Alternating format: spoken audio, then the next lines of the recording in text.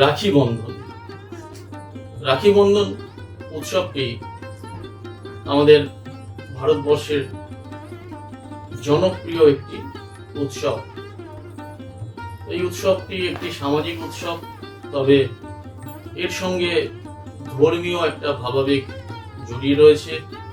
বিশেষ করে হিন্দু বৈষ্ণব সম্প্রদায়ের লোকেরা রাখি বন্ধন উৎসবটিকে খুব গুরুত্বপূর্ণভাবে কিন্তু পালন করেন। শ্রাবণীর পূর্ণিমায় অর্থাৎ শ্রাবণ মাসের পূর্ণিমায় সাধারণত রাখি বন্ধন উৎসব পালিত হয়। এই রাখি বন্ধন উৎসবের পেছনে একাধিক ঘটনা, একাধিক কাহিনী, পৌরাণিক কাহিনী, ঐতিহাসিক কাহিনী, সামাজিক কাহিনী লুকিয়ে রয়েছে। বিভিন্ন সূত্র অনুযায়ী রাখি বন্ধন উৎসবের আমরা নানা রকম দিক খুঁজে পাই এবং বিভিন্ন মতের মানুষেরা সেই বিভিন্ন উৎসকেই রাখি বন্ধনের শুরু বলে মনে করেন। আমরা সেই বিতর্কে যাব না।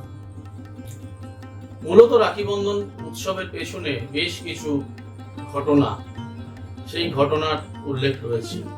পৌরাণিক বিভিন্ন ঘটনা রয়েছে, ঐতিহাসিক রয়েছে, রামায়ণ মহাভারত, এমনকি বিষ্ণু পুরাণেও রাখি বন্ধনের উৎসবে বা রাখি বন্ধনের একটি ইঙ্গিত আমরা পাই।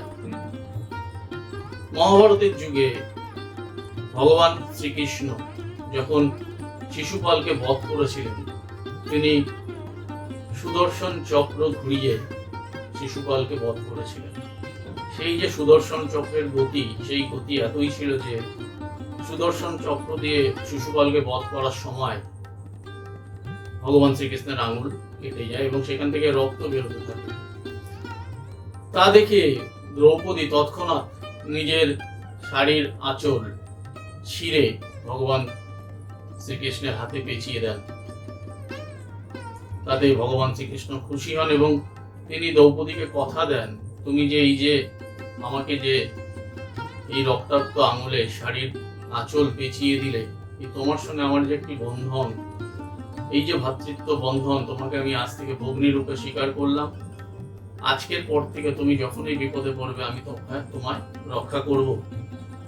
সেদিন থেকে কিন্তু কৃষ্ণ দ্রৌপদীর সম্পর্ক একটা ভাই বোনের সম্পর্ক এবং সেদিন থেকে রাখি বন্ধনের শুরু বলে অনেকে মনে করেন। পরবর্তী সময়ে দেখা যায় যখন কৌরব এবং পাণ্ডবদের মধ্যে পাশা খেলায় যখন দ্রৌপদীর বস্ত্রহরণের একটা পরিস্থিতি তৈরি হয়েছিল, সেই সময় ভগবান শ্রীকৃষ্ণ কিন্তু দ্রৌপদীকে রক্ষা করেছিলেন। অর্থাৎ বোনকে রক্ষা করা যে ভাইয়ের দায়িত্ব, এই রাখি বন্ধন উৎসবের মধ্যে কিন্তু সেটি লুকিয়ে রয়েছে। ভাই বোনের সম্পর্ক, ভাই বোনের সম্পর্কের মধ্যে যে এই যে সম্মান, এই যে নিষ্ঠা। এছাড়াও গণেশ পুরাণে বলা হয়েছে যে গণেশের হাতে তার বোনেরা যখন রাখি পরিয়ে দিয়েছিলেন, গণেশের দুই ছেলে শুভ এবং লাভ তাদেরও বায়না ধরেন বাবার কাছে যে বাবা আমাদের তো বোন নেই, আমাদের তাহলে কে রাখি পরাবে। এবং তাদের এই বায়না শুনে ভগবান শ্রী গণেশ দিব্য অগ্নি থেকে একটি কন্যা সন্তানের জন্ম দেন। তিনি হলেন সন্তোষী, মা সন্তোষী। তাকেই আমরা সন্তোষী মা নামে চিনি এবং তিনি তখন শুভ এবং লাভের হাতে কিন্তু রাখি পরিয়ে দেন। এছাড়াও বিষ্ণু পুরাণে বলা হয়েছে, বিষ্ণু পুরাণে বলিরাজ ছিলেন অসুর। সেই বলিরাজ ভগবান বিষ্ণুর চরম ভক্ত ছিলেন, প্রচন্ড ভক্ত ছিলেন। ভগবান বিষ্ণু একদিন বলিরাজের রাজ্য রক্ষা করার জন্য বলিরাজের রাজ্যে গিয়ে উপস্থিত হন। মা লক্ষ্মী বৈকুণ্ঠে বসে চিন্তিত হয়ে পড়েন যে বিষ্ণু কি অবস্থায় আছেন। তাই বিষ্ণুকে কাছে পাওয়ার জন্য, সাথে সাথে পাওয়ার জন্য মা লক্ষ্মী এক সাধারণ রমণীর ছদ্মবেশে বলিরাজের রাজ্যে উপস্থিত হন এবং বলিরাজকে বলেন তাকে যেন আশ্রয় দেন। বলিরাজ তাকে আশ্রয় দেন। মা লক্ষ্মী তখন খুশি হয়ে বলিরাজকে সমস্ত সত্য এবং তার এই যে ছদ্মবেশ সেই কাহিনী খুলে বলেন। বলিরাজ তখন খুশি হন। বলিরাজ খুশি হয়ে লক্ষ্মীকে বোন রূপে স্বীকার করেন। মা লক্ষ্মী তখন বলিরাজের হাতে রাখি পরিয়ে বা সুতো পরিয়ে ভাই বোনের বন্ধনকে আরো দৃঢ় করেন। বলিরাজ তখন লক্ষ্মী এবং শ্রী নারায়ণকে, বিষ্ণুকে বৈকুণ্ঠে ফিরে যেতে বলেন এবং তার রাজ্যের সমস্ত কিছুই তাদের হাতে তিনি অর্পণ করেন। ধরা যায় সেই ঘটনার পর থেকেই রাখি বন্ধন উৎসব নাকি পালিত হচ্ছে। রামায়ণের যুগে রামচন্দ্র রাবণকে বধ করার সময় সমস্ত বানর সেনাকে নিজের ভাইয়ের মতো মনে করে সকলের হাতে কিন্তু রাখি পরিয়ে দিয়েছিলেন। এই সমস্ত ঘটনাগুলোই যেন কোথাও না কোথাও এক সূত্র ধরে শ্রাবণী পূর্ণিমার দিনই সংঘটিত হয়েছিল। তাই শ্রাবণী পূর্ণিমায় রাখি বন্ধন উৎসবটি পালিত হয়। একবার অসুরদের সঙ্গে দেবতাদের প্রচন্ড লড়াই হয়। ইন্দ্রের সাথে দেবরাজ, ইন্দ্রের সাথে অসুরদের এই লড়াই, দেবতাকুলের সঙ্গে অসুরদের এই লড়াইয়ে ইন্দ্রের স্ত্রী শচী চিন্তিত হয়ে পড়ে। তিনি ভাবেন যদি স্বামীর কিছু হয়ে যায়। তখন তিনি এই শ্রাবণী পূর্ণিমার দিনে স্বামীর হাতে রাখি পরিয়ে দিয়েছিলেন তার দীর্ঘায়ু কামনা করে।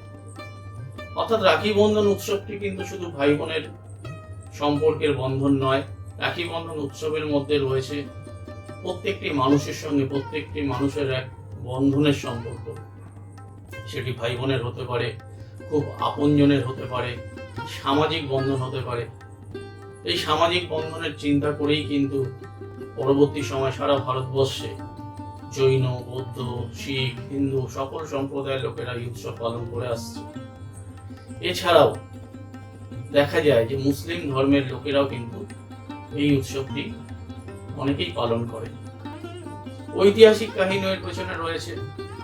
ঐতিহাসিক কাহিনীর মধ্যে সব থেকে জনপ্রিয় যে কাহিনীটি, সেটি হচ্ছে আলেকজান্ডার যখন পুরুরাজকে বধ করার জন্য বা পুরুরাজকে তার রাজ্য দখল করার জন্য আক্রমণ করেন, তখন আলেকজান্ডারের স্ত্রী রোজানা চিন্তিত হয়ে পড়েন। কারণ রোজানা জানতেন যে পুরু সাধারণ রাজা নন, তিনি প্রচন্ড শক্তিশালী এবং আলেকজান্ডারের বশ্যতা সবাই স্বীকার করে নিলেও পুরুরাজ কোনোভাবেই কিন্তু আলেকজান্ডারের বশ্যতা স্বীকার করবেন না, তিনি লড়াই করবেন। তাই আলেকজান্ডারের যদি সেই যুদ্ধে কোনো ক্ষতি হয়, এই দুশ্চিন্তা করে আলেকজান্ডারের স্ত্রী রোজানা আগে থেকেই দূত মারফত পুরুরাজের কাছে একটি অঙ্গীকার পত্র, একটি সুতো, একটি ভ্রাতৃত্ব বন্ধনের সুতো বা রাখি পুরুরাজের কাছে পৌঁছে দেন এবং তিনি তাকে বলেন, অনুরোধ করেন যেন কোনোভাবেই তিনি যেন আলেকজান্ডারকে কোনো ক্ষতি না করেন।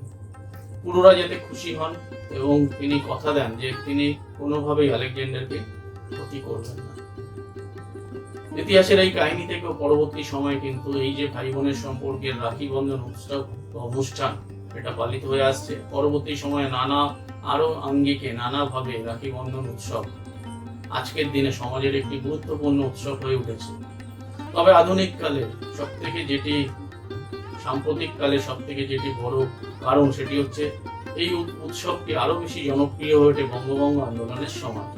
বঙ্গভঙ্গ আন্দোলনের সময় 1905 সালে যখন লর্ড কার্জন বাংলাকে দুই ভাগ করেন, সারা দেশ তোলপাড় হয়ে ওঠে। সারা দেশে বিপ্লবী আন্দোলনের পাশাপাশি একটা প্রত্যেকটি মানুষের মনে ব্রিটিশদের প্রতি ক্ষোভ, বিক্ষোভ এটি আরো বাড়তে শুরু করে।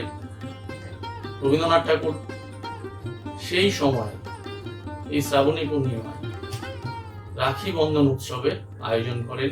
সকলে সকলের হাতে, সেখানে জাতি ধর্ম বর্ণ নির্বিশেষে হিন্দু মুসলিম সকলে নির্বিকারে সকলের হাতে বন্ধন বা রাখি পরিয়ে রাখি বন্ধন উৎসবের মাধ্যমে ভ্রাতৃত্ব বন্ধন গড়ে তোলেন এবং ব্রিটিশদের বিরুদ্ধে এক বিশাল বিদ্রোহের প্রাচীর গড়ে তোলেন, যা পরবর্তী সময় বঙ্গভঙ্গকে আবার রদ করতে বাধ্য হন ব্রিটিশ সরকার এবং বাংলাকে আবার জোড়া লাগান। এবছরের রাখি বন্ধন উৎসব বাংলার 9ই ভাদ্র 27শে আগস্ট সকাল 8:44 পূর্ণিমা তিথি শুরু হচ্ছে। আবার পরদিন 10ই ভাদ্র 28শে আগস্ট সকাল 9:29 পূর্ণিমা তিথি শেষ হচ্ছে। অর্থাৎ এই সময়কালের মধ্যে কিন্তু পূর্ণিমা তিথি থাকার কারণে এই সময়টা আমরা রাখি বন্ধন হিসেবে পালন করতে পারি। যদিও বৃহস্পতিবার 9ই ভাদ্র সকাল বেলাটি সূর্যোদয়ের পরে চতুর্দশী তিথি রয়েছে, তাই অনেকেই পরাহে অর্থাৎ পরদিন সূর্যোদয়ের পর যেহেতু পূর্ণিমা তিথি রয়েছে, তাই অনেকেই পরদিন বা পরাহা অনুযায়ী শুক্রবারে রাখি বন্ধন উৎসব পালন করবেন। তবে সামাজিক প্রেক্ষাপটে, সামাজিক দিক থেকে রাখি বন্ধন উৎসবটি বৃহস্পতি এবং শুক্র এই দুটো দিনই কিন্তু আমরা পালন করতে পারি। আপনারা সকলে রাখি বন্ধন উৎসবে মিলিত হবেন। এই উৎসবটি শুধু ধর্মীয় নয়, পৌরাণিক নয়, এই উৎসব সামাজিক। এই উৎসব সকলে, এখানে বর্ণ ধর্ম জাতি নির্বিশেষে আমরা যদি সবাই সবাইকে কাছে পেতে চাই, আমরা যদি একে অপরের হাতে রাখি পরিয়ে দিই, অবশ্যই রাখি বন্ধন উৎসবের একটা সার্থকতা, সমাজের মধ্যে যে বিদ্বেষ, সমাজের মধ্যে যে হিংসা গড়ে উঠেছে, এটিও কিছুটা ওই দিন কিছুটা হলেও সেটি ম্লান হবে। আগামী দিন আমরা একে অপরকে জড়িয়ে ধরবো, এই শুভকামনা করি। আপনারা সকলেই রাখি বন্ধন উৎসবে একত্রিত হবেন। নমস্কার।